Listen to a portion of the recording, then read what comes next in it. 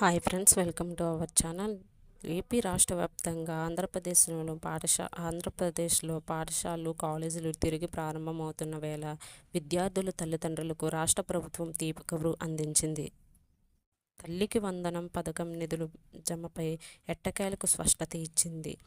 రాష్ట్ర మంత్రివర్గ కేబినెట్ సమావేశంలో ఈ నిధుల విడుదలపై కీలక నిర్ణయం తీసుకుంది.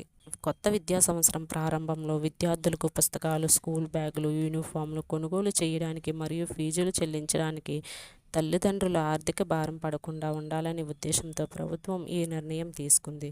రాష్ట్రంలో జూన్ 6 నుంచి జూనియర్ కళాశాలలు, జూన్ 12 నుంచి పాఠశాల పునఃప్రారంభం కానున్నాయి. విద్యా సంస్థలు తెరిచిన కొద్ది రోజుల్లోనే జూన్ నెల చివరిలో లేదా వచ్చే జూలై మాసంలో ఈ నిధులు నేరుగా లబ్ధిదారుల ఖాతాలో జమ చేయనున్నారు. 1వ తరగతి నుంచి ఇంటర్మీడియట్ చదువుతున్న విద్యార్థులకు ఈ పథకం వర్తిస్తుంది. ఈ ఏడాదికి ప్రతి విద్యార్థికి 15,000 చొప్పున కేటాయింపు.